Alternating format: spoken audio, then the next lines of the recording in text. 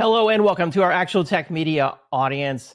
Thank you for joining the event today. The topic is answering the most commonly Googled ransomware questions with our friends from Veeam. We've got a great event lined up. This is going to be a great discussion today, a lot of fun. I know you're going to learn a lot on the event today. My name is David Davis of Actual Tech Media, and I'll be serving as the moderator. As always, we want these events to be educational, and we encourage your questions there in the questions pane of the audience console. It's right there next to the handouts tab. We encourage your questions there in the questions pane. We will be doing a live Q&A session here at the end of today, so make sure you keep those questions coming during the event, and we'll do our best to get to all of them at the end of the event. We also have some great resources I want to call your attention to there in the handouts tab. We have the Ransomware Trends 2022 report, as well as the Data Protection Trends 2022 report. You'll learn more about the resources there in the event today, but if you want to go ahead and just click on the view button right there, that'll open up a new tab or web browser window, and you can check those resources out at your leisure. At the end of the event today, we have our Amazon $300 gift card door prize for those who are attending the event live. If you're watching this on demand, of course, that drawing has already occurred. The prize terms and conditions can be found there in the handouts tab. And then we also have a best question prize for an additional $50 Amazon gift card. You must, of course, submit a question to be entered into the best question prize. And we will be contacting that prize winner after the event. You must still meet the Actual Tech Media prize terms and conditions. All right, so with that out of the way, it's now time to bring in today's expert presenters. I'm excited now to be joined by Corinne Bissett, who is a global technologist for product strategy at Veeam, Dave Russell, Vice President of Enterprise Strategy at Veeam, and Mr. Jason Buffington, Vice President of Market Strategy at Veeam. Corinne, Dave, and Jason, it's great to have you on. I'll hand it off to you. Take it away. Awesome. Thank you, David, so much. And I think we've got 3 time zones covered between Corinne, Jason, and myself, although I think Jason's operating simultaneously on 2 time zones. Jason literally just came back from Alaska to his home in Texas. So we're really thrilled to be able to share some things with you. I want to echo what David said earlier, meaning 2 specific bits of research that Jason, myself, and our great colleague Julie Webb put together. One's called the Data Protection Trends Report that we're going to draw information off of. The other's called the Ransomware Trends 2022 report that we'll draw information off of. And Jason, may call on you as we get to each of those just to kind of give a little background about what those pieces of research are. But Corinne, without any further ado, I love the graphic you put together for this. Take us through what's going on here. Yeah, so I would say this is one of the scariest things that you could walk into on a Monday morning. And I know this isn't Monday, but this is Monday 3.0 for me. This is like a third Monday in a row feeling. And this would be not only a third Monday, but a long weekend for a lot of us and a very terrifying experience. And we're going to go through kind of the process, what to expect, some of the statistics behind if you're going to run into this situation, and don't worry, some remediation and how you can help out yourself and prevent being in a situation where you're not going to be able to enjoy your weekend and possibly have what I call a resume generating event happen. So this is a statistic that isn't really a statistic. It's a fact that I decided to generate when I was doing a presentation for a class that I teach. I do a cybersecurity class. It's for the CompTIA Security Plus, and I love going into my students, and if they're not scared of cybersecurity by the time I walk out the door, I've not done my job. And one of the things that I get asked often is, why? By the time I'm being telling them all these awful things people want to do to them, they ask why. And then I show them it makes money. It is a profitable business organization. It is the 3rd largest business organization if you consider countries as organizations. This is the 3rd profitable business organization out there. then you kind of see this look on students' face, and there's a couple students you see out there in the room, and you either know they're going to be great IT professionals out there, or I'm going to see them on the news later. One of those two are about to pop up. But before we get too much into it, let's get into why we're here. Going through, and that moment that popped up on your screen, we're probably going to start Googling, because I don't know how many of you out there have ran into your first ransomware incident, but I would probably be on there trying to get as much information as possible. Ransomware recovery, and we have plans, services, there's playbooks out here. And I see something on here, warranty. I think that's a very important topic to start with. I feel like we should riff on this, because a lot of companies, there's a couple select companies out there saying that they have ransomware warranties. How do we feel about this? Well, I'll jump in. I like the idea conceptually. However, if you look at the fine print, if I buy $20 million worth of gear, including proprietary hardware, and I have professional services by that same organization, and I also make sure that that services group can approve any patches or any other activity. Essentially, if I've spent an awful lot of money and completely vended out a lot of my infrastructure and practices, then I'm eligible to potentially get back a 1/4 of what I've spent, never mind the value of the data and everything else. So it's not to say that it's not a good idea and it has certain amounts of value. It's just, as with everything, almost like what David said, the fine print about, who's eligible, it becomes applicable here too. And I'll just pile on by pointing out that, there's not just one backup company that offers a kind of warranty. And you could look in the really, really, really fine print on each one, but they mostly all say the same thing. And it's what Dave laid out, right? You're gonna buy their most premium SKUs. You have to use their professional services on the way in. You have to use their professional services to maintain it. And then at the end of the day, the only thing they're actually warranting is some of the cost of what you've invested, and it's a percentage of that.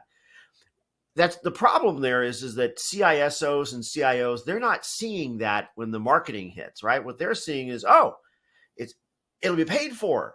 Right? This is not like that all-inclusive insurance, you scratch your car, you get a new car. That is not how this works. So things like cost of downtime, the impact to the business, impact to brand, impact to your customers because they couldn't get to your stuff, none of that is covered.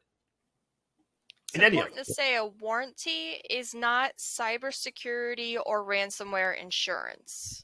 It's not the same thing, and it's not going to mean you're going to get the same type of protection from the people walking the door, because we also have, I believe Gustav put out a post about why it's important to have cybersecurity insurance, because they have some of the smartest people to come in and help you in cases of ransomware. I think we had, it's part of our protection report that we put out for one of our security conventions, right? Yeah, and in fact, one of the things we found is that it's actually getting harder and harder to get cybersecurity insurance, right? Yes. And now think, okay, so this is not a backup company anymore. This is an actuary at a real insurance company, and they're thinking about what does it really take to cover, and it's getting harder to offer, harder to renew, and prohibitively more expensive even to get cyber insurance. And that's just so you can pay the ransom, because all those insurance companies are realizing this is not a sustainable model. You can't pay enough to get it back again. So you think insurance is hard, the warranty is worthless. Anyway. I do want to give a quick shout out. Jeff, we already have a question that's come in. Jeff says, how do you keep the bad guys out of the backups? It seems that if you have access to the backups, the bad guys do too. We're going to touch upon that in a little bit, but I wanted to be sure and acknowledge it. So Corinne and Jason, you guys keep me honest. Let's make sure we do address Jeff's question here. Corinne, I like this one. You've got a great talk track around this graphic as well. So we have a lot of statistics on this slide about the amount of money, and 1 in 4 companies having to deal with fines and the breaches and security gaps and all this expensive stuff.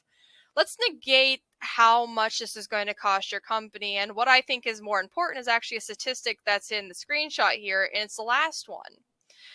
from 2022, or excuse me, 2020 to 2022, it went up 50% for a change in senior management when they had a data breach. That means not just is it costing your company, but you're having a change in your company structure. 1 in 10 companies just about are having a change in this management. So if you ever have to have a hard conversation from an IT perspective where management is pushing back saying like, I don't think we really need this, remind them gently it's not just your job on the line, it's the reputation of the company, and the upper seat management is a position of visibility for these departments, and make sure you're having documentation of pushing for this change so that you're not just the only one online here if you really do want to push through this type of change. Yeah, great point. So I like this one, how much data is affected, and we're going to double click on that. But Jason, the challenging thing that I always like to point out is historically, backup and recovery on the recovery side, we only restored 3 to 5% of the data we backed up over the last 12-month period. But along comes ransomware, which worst case scenario, and if you're an engineer, you always have to plan for the boundary condition or worst case scenario, 100% of your data could be the attack surface.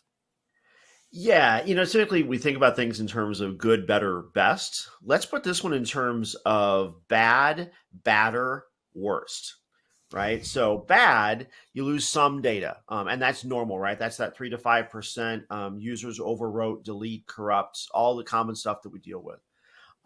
There's badder, which is when we think about disasters, because when we think about it, cyber attacks and cyber events really are another form of a disaster, right? It's a calamity at scale. The challenge is that when you have a flood, you know exactly which servers are underwater and which ones aren't, right? So you can immediately start to repair the wet ones, and the dry ones are probably still running, right? Same thing for those that are on fire. If they're crispy and smoldery, replace those. The rest are probably fine. The challenge that you have with a cyber event is that you don't know how pervasive it is, right? Because everything is still spinning except for those screens that have the ransom screen actually showing on them. And so you really do have to treat every ransom event as if 100% has been at least touched, even if it hasn't all been triggered yet. And so the calamity of scale for that can be egregious. We actually do have some stats on that before we get done. Yeah, and one of the things here that I think is interesting that this actually we see a number of things coming out of this particular set of data, but it can take some time to notice. And one of the things I just actually over the weekend learned about, I'll shout out Bleeping Computer if any of you follow that. They're talking about a new method, and we've maybe all heard of intermittent fasting. Well, now there's intermittent encryption by the bad actors to try to increase the amount of time it takes for them to be discovered, meaning it'll be very, very random. Tonight at midnight, maybe 1% of your data. Tomorrow at 2 a.m., the next day, rather, it might be 2.5% of your data. But they sneakily try to increase their dwell time. In part, I've been listening a lot to Darknet Diaries, which is a fantastic CISO or cybersecurity InfoSec podcast. It'll scare you straight, Rin. There's a lot of stories out there, but one of the things on my Spotify. It's really good, and it's very engaging. But one of the things you realize is it's such a crime of opportunity. I mean, of course, there's targeted attacks, but it's oftentimes just looking to see, can I get into a system, and can I lay low for a period of time? And during that period of time or dwell, I'm going to look laterally, horizontally out to see what else I can get into before I really launch. Yep. So I see it as like 3 different ways or 3 different facets. It's how long can a certain type of attack stay in a system being undetected? How often does that attack happen to your infrastructure? And how easily can that attack pivot to be somewhere else? So a compromised account is so detrimental. It can go so long without being undetected and have such a high rate of exfiltration of data that seems so benign, but is so critical to companies. I have a perfect example. Just a couple weeks ago, a very low level person in the company that deals in finance, they were attacked by someone that had a slightly off domain account but had the name of the CEO as the first part of the email with their name, the proper signature, because the signature is always out there on all the emails. And they gathered email and data from them and got purchase order information.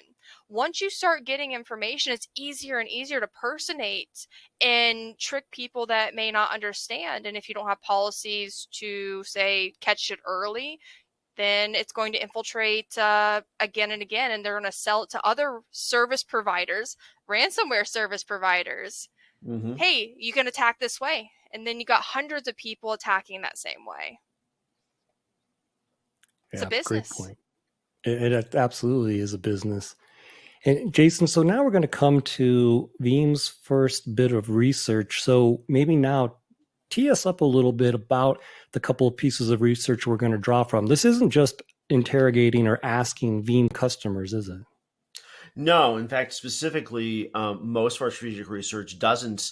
We have no insight as to who actually surveys it. We use third-party companies, and we give them a profile. Like in this case, we wanted we asked for 1,000 organizations, all of whom had actually been hit successfully by a bad actor in some kind of a cyber event in 2021. We wanted 1,000 lessons learned. The only other characteristics that we gave for the survey panel company was we wanted 200 CISOs, we wanted 400 security professionals, 200 IT operations, right, the first people to get the call, and then 200 backup folks. Those are the people that we know. So it's a mix of, statistically speaking, there'll be some Veeam customers, some Commvault, some Rubrik, some KSD, some IBM, some Dell, some Veritas, right? The whole idea was to have a blind survey and just understand how bad was it? How did it happen? What did you do about it after the fact, et cetera? And this is one of the pieces of information from that. I believe the 2 PDFs are actually part of the materials that are available for everyone who's viewing today. But this first link, and it drives me crazy that in 2022, with all the hype that there is around ransomware, still the number one entry point, somebody clicked a link. Yeah. I just don't know how we can solve that any harder than we already do. Yeah, and that's why I think, we come to the conclusion, it's not that everyone in IT, meaning even the backup professional, is involved in security. It's really everyone in the company has a role to play in security for exactly this reason. Going to a website, a malicious link, phishing, click on the wrong thing, in other words, as we see, continues to be at the top of the list. But one of the things that always shocks me is, if you add all this up, it's well over 100%. It means people have experienced multiple things. And our chief information security officer at Veeam, he was previously CISO at Citibank. And then previously to that, he was in charge of protecting the United States global stockpile of nuclear weapons from cyber threats. But he recounted that at Citibank, they were receiving thousands, north of 2,500, 3,000 attacks per day that they knew that they were fending off. I mean, imagine it's hard enough to wake up and do your job in IT, but now you've got literally potentially thousands of people coming at you every single day, including weekends and holidays and whatnot. It's here to stay, unfortunately. Yeah, and they're trying over here, and they're trying over there, and they're sending emails, they're sending links, and they're going to websites. I mean, it's just amazing the barrage from all possible angles. And because one of the things that we find out is that for most cyber events, it's a 2-stage activity. The first stage is how many different ways can we get in, right? You can check all the doors, check all the windows, try to find all the ways in. And then once you're there, then they start ravagely exploring, okay, are these VMware servers patched? Are these Windows boxes patched? Are these NAS platforms patched? They start looking for all those vulnerabilities within any given platform. So it's, the bad guys came in through the back door and through a couple different windows, and then they start going through all the drawers and all the closets, and they're literally just ravaging the environment to try to find all the ways they can get in. Yeah, and that brings me to Paul's question. Paul asks, does what people want to know about ransomware vary significantly by region? Meaning, does it reflect different concerns and risks they may face? Well, potentially not exhaustive. In the last few weeks, I've been to Australia, Colombia, Mexico, across various bits of the United States, soon to go to India, and I'll find out there. Short answer, though, I would say, Jason and Corinne, is doesn't vary a whole lot.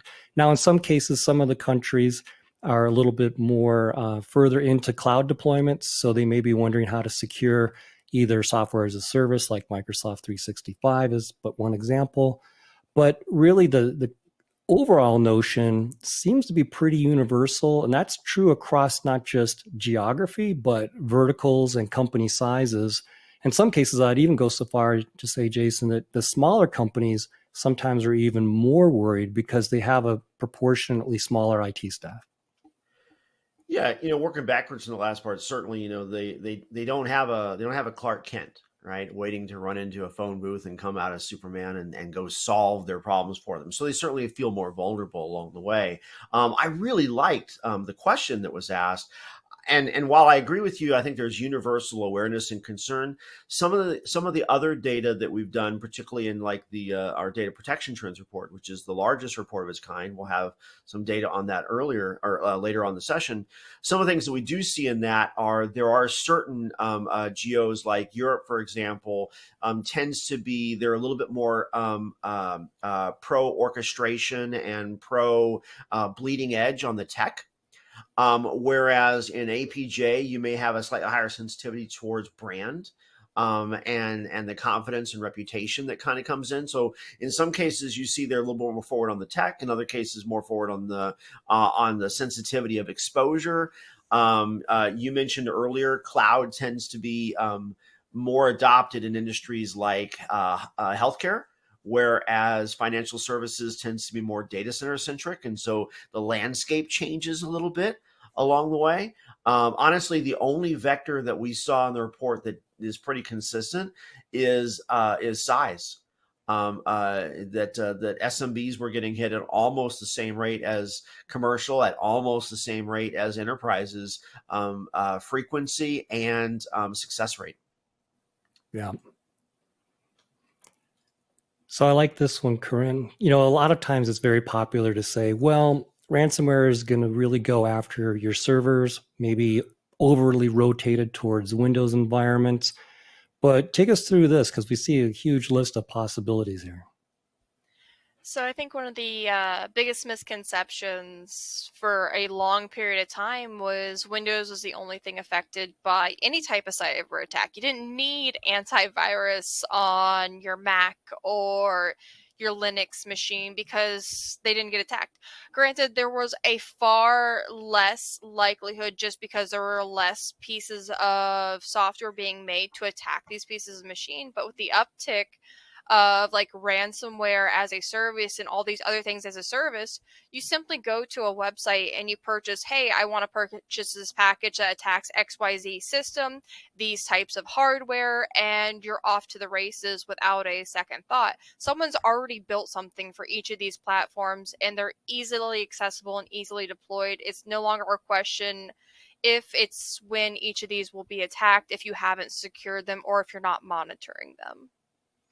One of the things I found kind of fascinating was maybe about a month ago, one of the better known Linux distributions, they were citing, Jason, that every single day they're having to go and verify some of the code check-ins because many of them actually contain exploits or certain kinds of vulnerabilities when pieced together could become an exploit. So certainly not trying to make the case that, defend Windows. Obviously, you need to be concerned about Windows vulnerability because, as our friend Edwin likes to say, people are going to follow the market share. So Sure. No surprise that Windows comes out high. It's just that inherently saying one operating system or the fact that I'm on a tablet or what have you, in no way gets you out of being, I guess, facing the same challenges. So if we haven't already beaten the horse, no matter what your business is, no matter what you're using, what your infrastructure is, et cetera, it's probably going to be a vector of attack that you need to prepare for.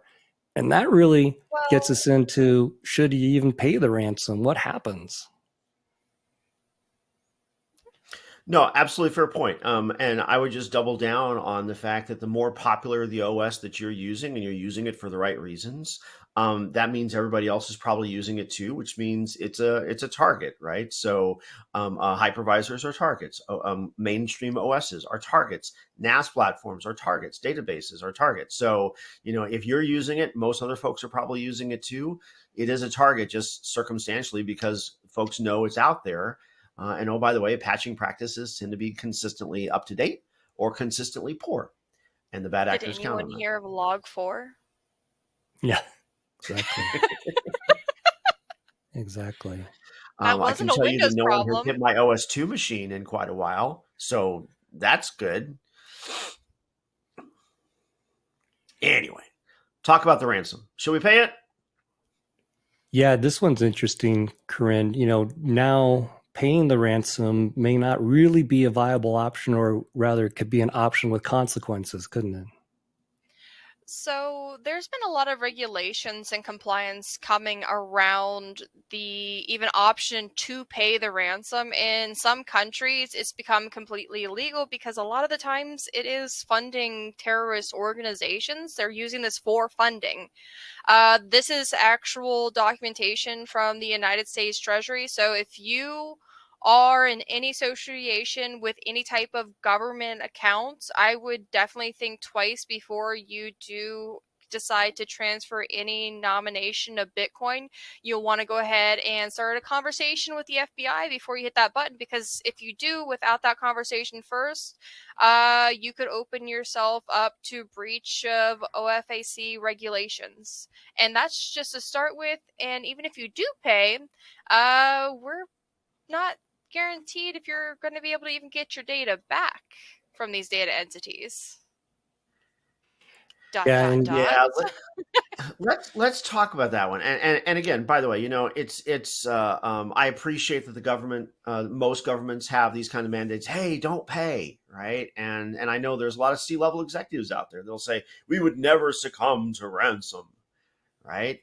And then all of a sudden you're running a hospital and all the patient record systems go down and you have life-threatening events that you can't get to medical records, right? Or you've got people deployed and they're out in theater and all of a sudden, life starts to get in the way. And even if it's not that melodramatic, the C-level executive that said we're not going to pay the ransom, they come in and literally everything that is customer facing is no longer available. And you think about how many millions or billions of dollars you could lose on any given day. All of a sudden, it starts to sound cheap, and the folks count on that along the way. We do actually have a good stat on that, though, Dave, don't we? yeah, we really do. And let's take people through this. This is again from the ransomware report of 1,000 people that got attacked. And the thing that scares me, Jason, like 52%, so just over half, said we paid the ransom and we got the data back. However, that essentially 1 out of 4, 24% said we paid, but we still could not recover the data. That's literally the definition of a double whammy right there. You got bricked, and then you populated a Bitcoin wallet, and then 1 out of 4 didn't get the data back. What's the right answer on this chart? Yeah, well, let's click one more time because let's make sure we're focusing on the right things that are there. So if you look at from this, so we got 52 and 24, so 76. So 3 out of 4 organizations actually of the 1,000 organizations that were surveyed, 3 out of 4, 76% actually did pay. Right. So as much as we want to say, hey, we would never succumb to this, 3 out of 4 organizations actually did. Right. Now, that said, notice that, okay, so 24 is roughly half of 52. So of those that paid, write this down, of those that paid the ransom, a third still couldn't recover. Right. And highlight that, put it in red pen, whatever you got to do. And our friend Chris Hoff, who runs a lot of our cyber messaging at Veeam, explains it like this. if you think about the cyber actors as a business, right? And so as a business, they have software developers, right? I promise you the quality assurance they put into the ransom activity, the encryptor, they put a lot more investment into that than they put into the magic wand to unencrypt everything after the fact. So in some cases, customers didn't get a key. In other cases, they got a key, but it didn't work. In other cases, they thought they were solving for the problem, but it was still pervasive. In other cases, they just couldn't recover it all fast enough, hemorrhaged enough cash, and just went out of business, right? There's a whole lot of scenarios, but the math that you should be thinking about is if you pay, you only have a 2 out of 3 chance after paying of being recoverable, right? Of actually getting your data back, getting what you actually paid for. If you click the next one, though, Dave, to your point, one more. There you go. This should be the goal, right? Of those 1,000 organizations, 19% said, no, we didn't pay. We restored our data. We restored cleanly, right? Now, that is not a trivial exercise. It's why we're talking today. All right, that's the Veeam motivation, but yeah, 1 out of 5 restored. 3 out of 4 paid. 1 out of 3 of those didn't even get what they paid for. Yeah, Most and then probably paid with their careers. This one scares me a lot. That 5%. That's 1 out of 20. Jason's heard me say this phrase a lot, but essentially, no ransom was asked for is the equivalent of this was a matter of arson, not extortion, or they're just very poor cyber criminals. But 1 out of 20, no ransom was even asked for. It implies that the bad actor was just there to do harm. Just a few days ago, I was in Mexico City, and the stat for Mexico was 9%. So almost 1 out of 10, no ransom was even requested. Someone was just there to do mayhem. All right, so let's start to turn the corner a little bit as we think about now, what can you do to put yourself in a better position recovering from ransomware, Corinne? What do we do? So,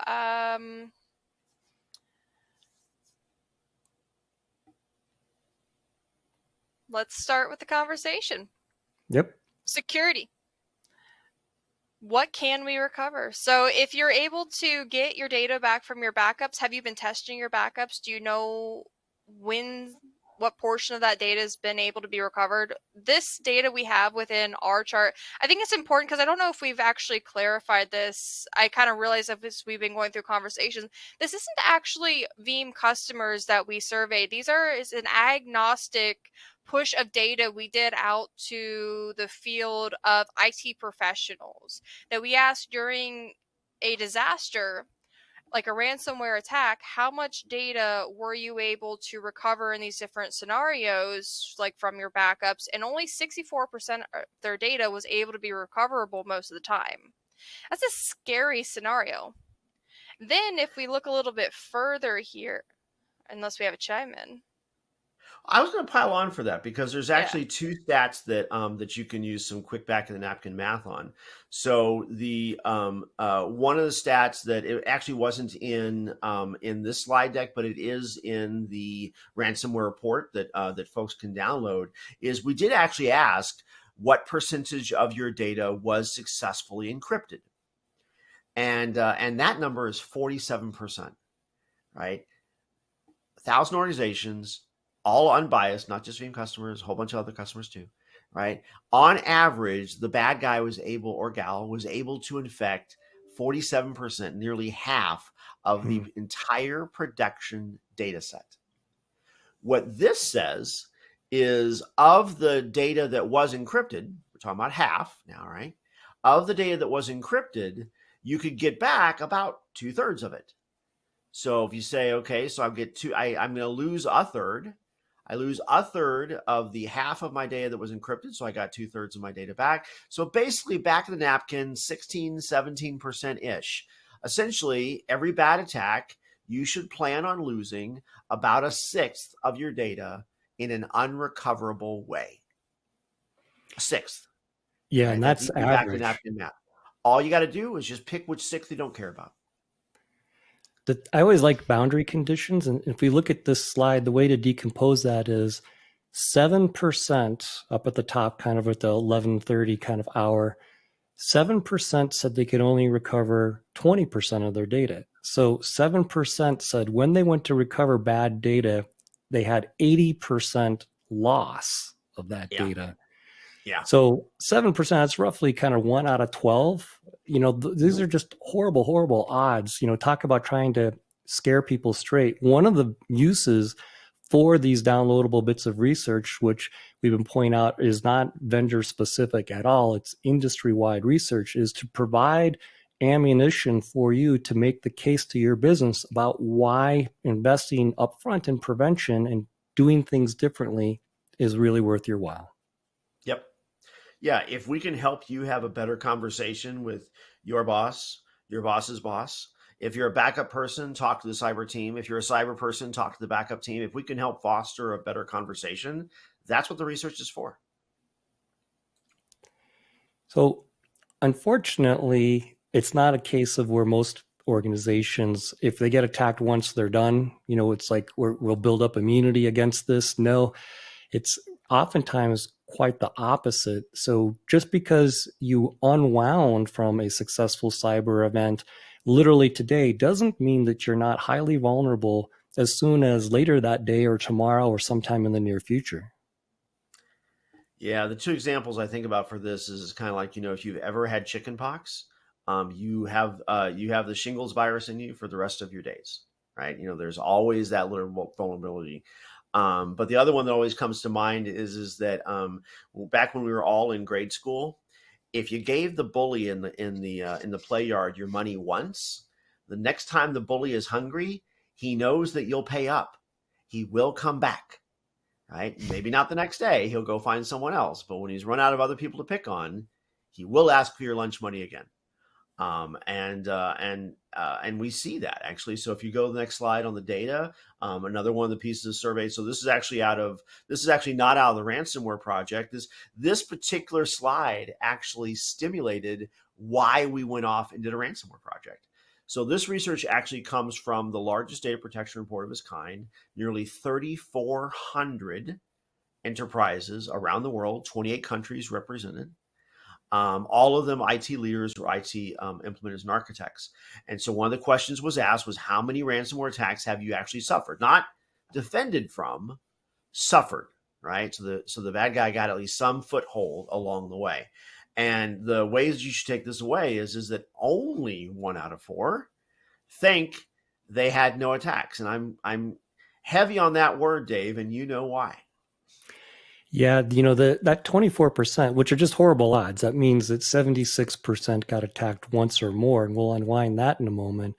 So that's horrible, but that 24%, to your point, Jason, is a best case scenario, meaning a multinational corporation, they may not know that another geographic location or another line of business was compromised. It was really up to whoever anonymously answered the survey. Did they have direct knowledge of the event or not?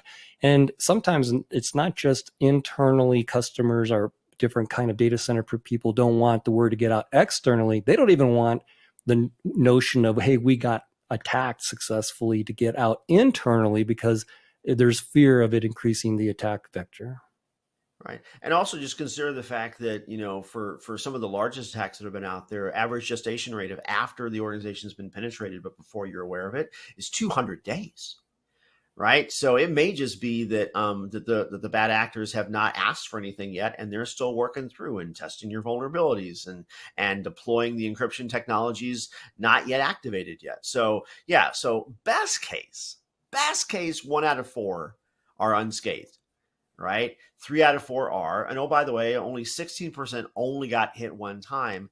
60% of organizations suffered 2 or more attacks within the 12-month period of this. So when we saw this survey from the Data Protection Trends Report, which covers a lot of different macro trends, not just ransomware, but also downtime statistics and IT modernization drivers and BCDR initiatives and containers initiatives, it covers a wide range.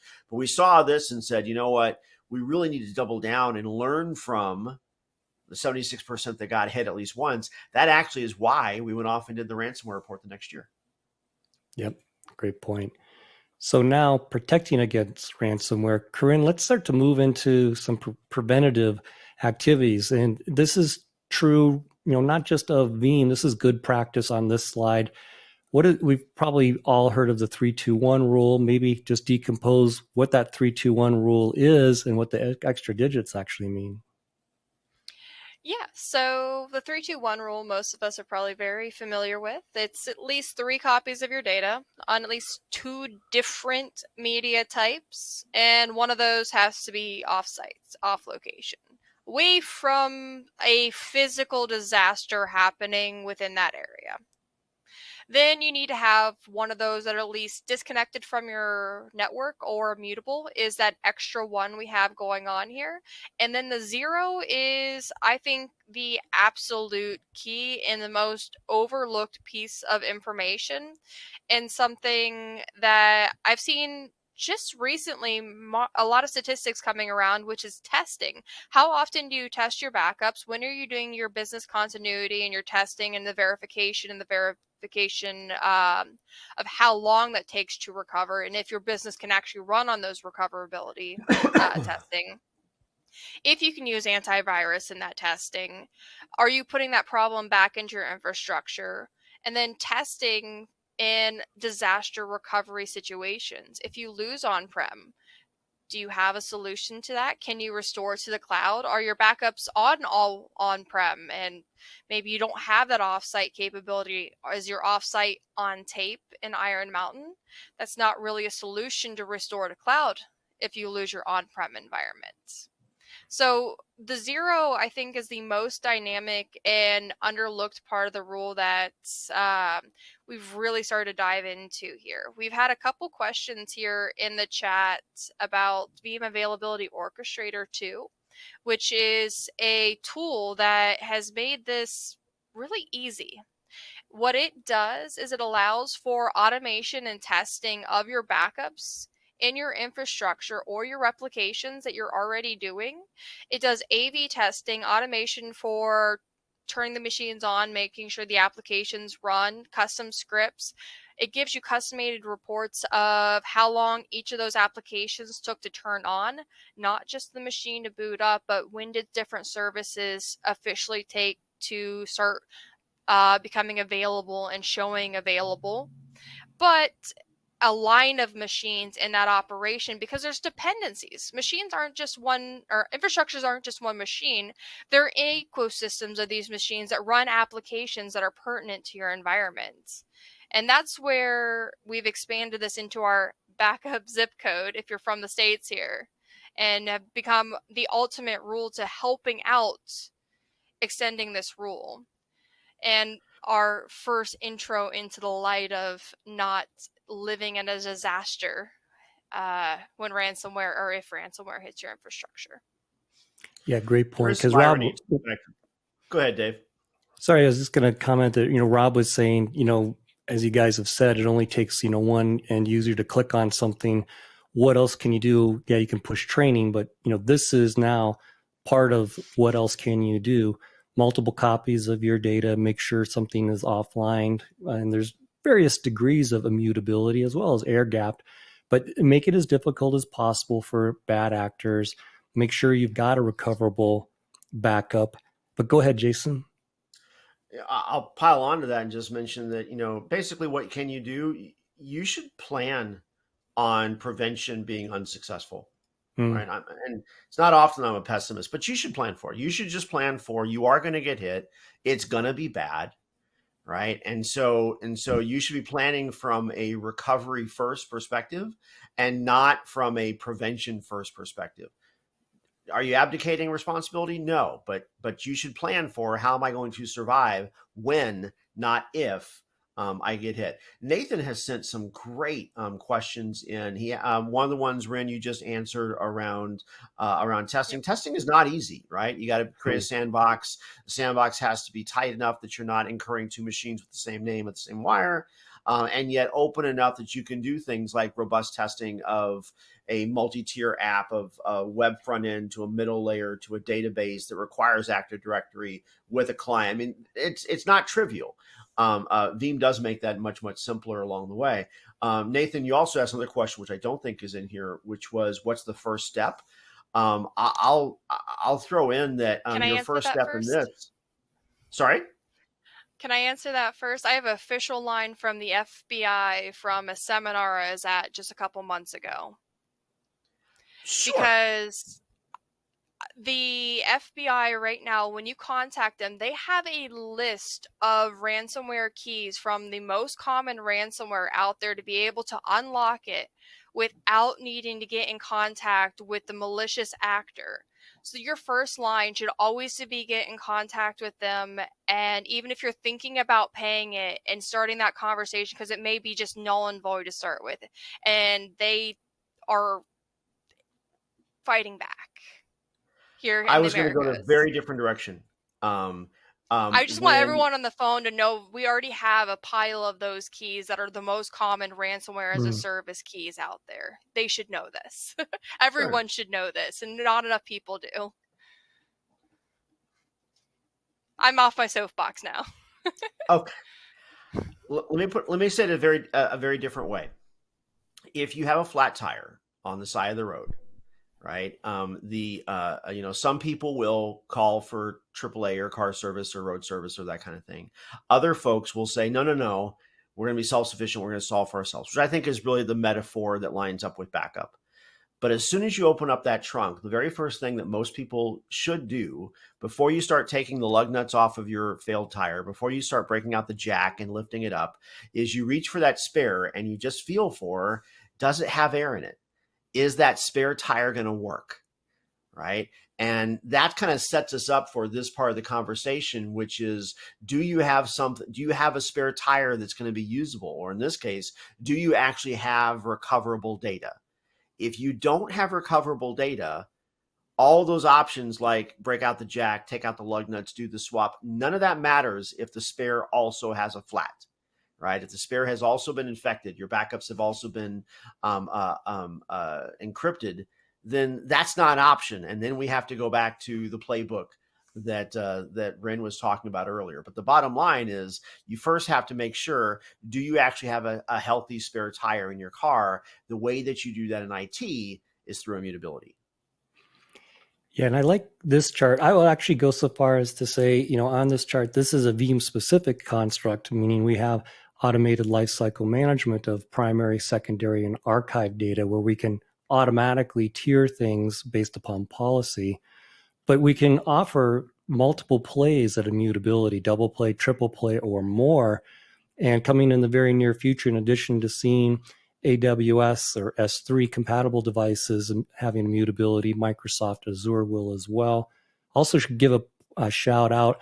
Many of the primary storage vendors, whether that's a NAS or dedupe solution provider or some of the sophisticated arrays, also have capabilities around being able to protect and ensure that they offer some degree of immutability. Some do it in various different ways, but this is a case, Jason, I would say more can be better because there's nothing wrong with having multiple levels of protection. And the punchline is here. Walk us through this. Yeah, so back to some of the lessons learned. This is post-mortem or post-event from that same ransomware survey, and so now asking them, okay, what levels of offlineable, air-gappable, immutable, let's just call them survivable repositories do you have? Interesting thing, first and foremost, take a look at that really obnoxious red 5% on the bottom. 5% still, even after the fact, say we have no repositories that are immutable within our environment. And I would just say, shame on you. I mean, that's just, you're begging for the bully to come back and ask for your lunch money again. But that said, there's lots of different ways that you can have survivable data. And while it's interesting that cloud storage and hyperscale is the top option on the list, if you go ahead and click one, we actually aggregated these up so we can kind of see the three topologies. 3 out of 4 organizations said they have an immutable tier in the cloud, meaning either a hyperscale or a backup as a service or DR as a service, a managed service provider. So 3 out of 4, and that's fantastic. 2 out of 3, they have some level of immutability in an on-prem solution. So that can be a dedupe array that has a time locking on it. That can be an object store that uses write once, read many.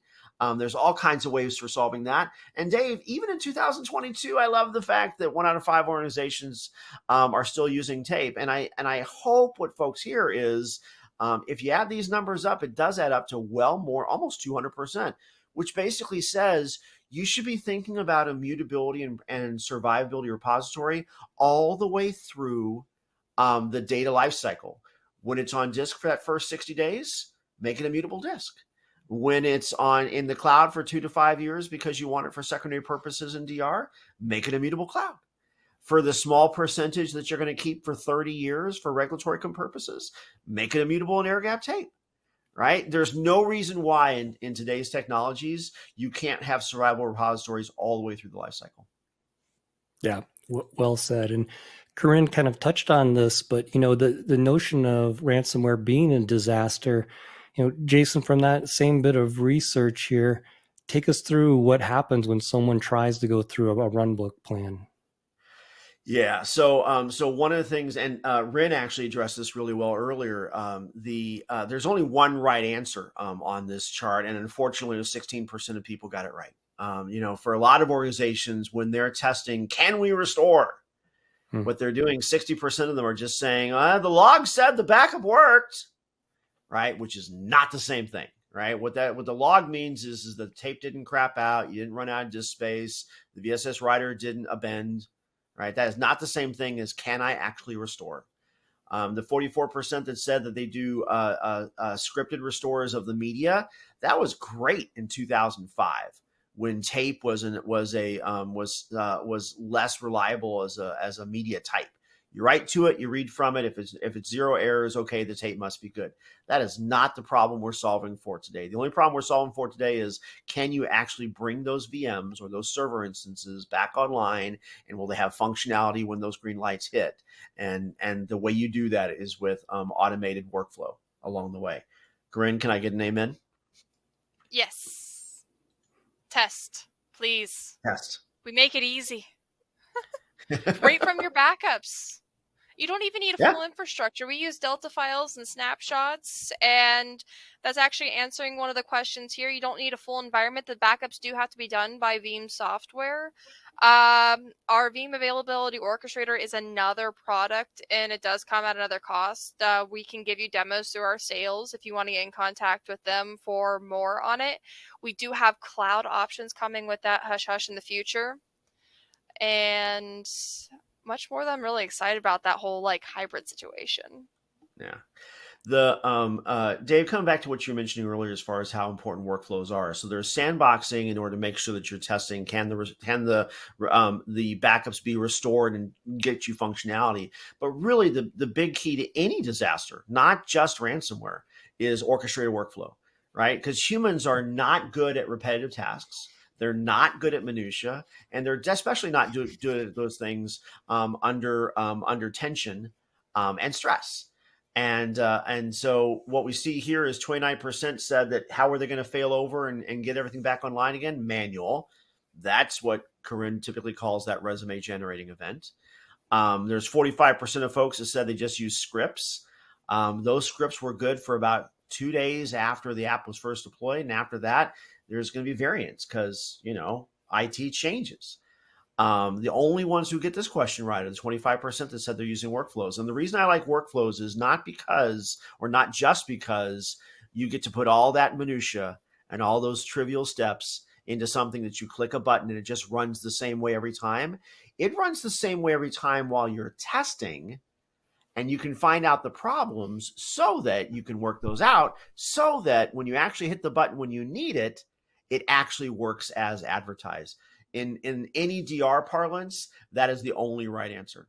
And Ren's right. Veeam actually does make that far easier. It's the difference between driving a stick and driving an automatic. If you're using Veeam, and we thank you for that, it's like driving a stick. You're going to do some things yourself. You want to smooth out that entire restore process, run some orchestration, use an automatic, preferably with Tiptronic panels on the gear shift, because those are just fun. But anyway. As we begin to wind down, I want to address one of the questions that came in from Ned, because he asked specifically about our Kasten K10 product that focuses on Kubernetes.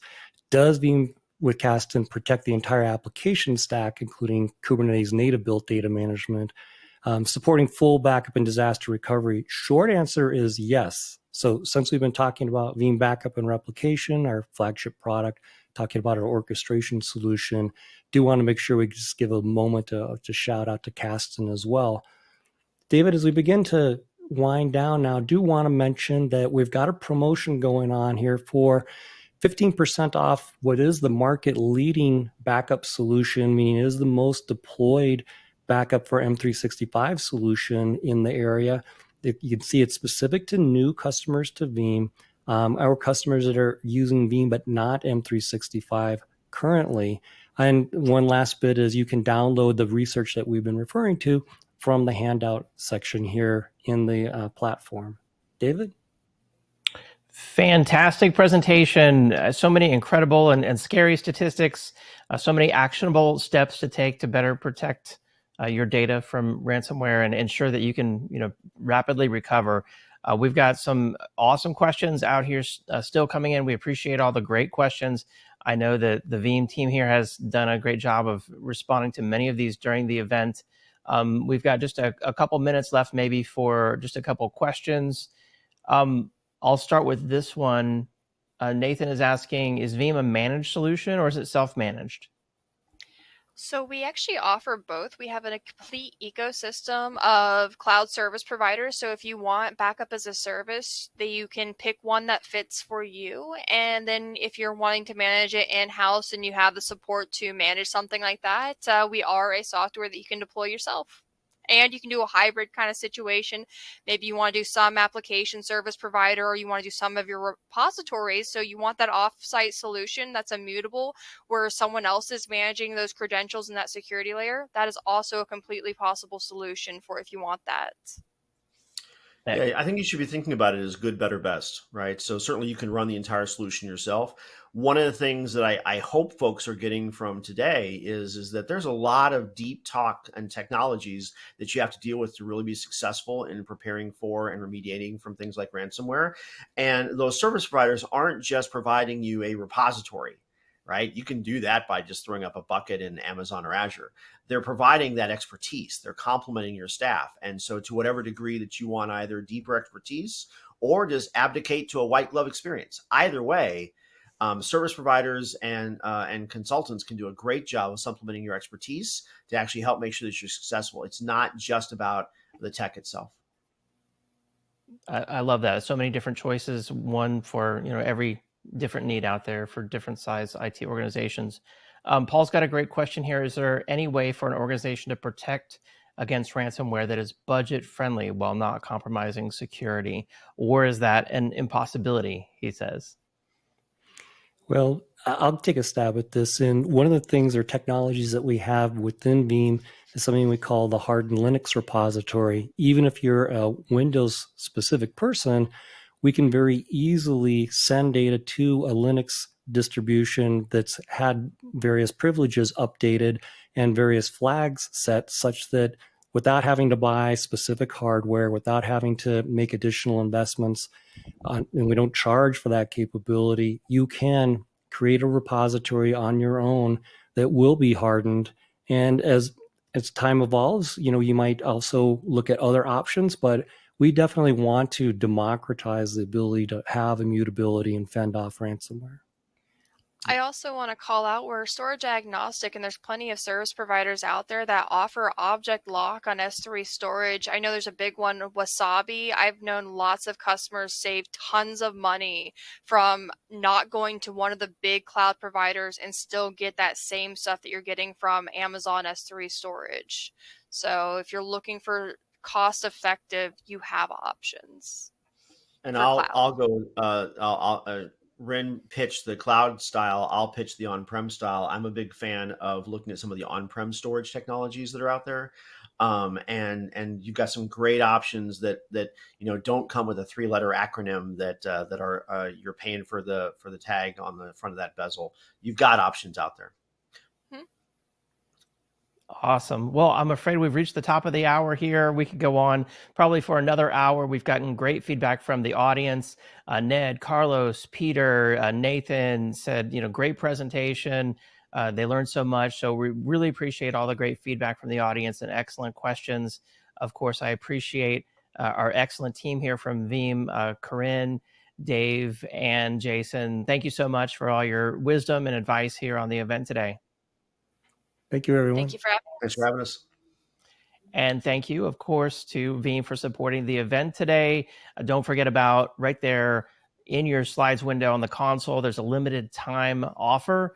There's also a QR code there you can scan with your phone. And then don't forget about the handouts tab. It's there that you can download the Ransomware Trends 2022 report and the Data Protection Trends 2022 report that we talked about here on the event today. So we hope that you'll check those out. Thank you to everyone who joined us on the event today. Before we go, I do want to wrap up by announcing the winner of our Amazon $300 gift card. This is going out to Hassam Abdo from Washington. Congratulations, Hassam Abdo from Washington. And we'll also be reaching out to our Best Question prize winner as well after the event. I hope everyone learned a lot, and I hope you have a great day. We'll see you next time. Bye-bye.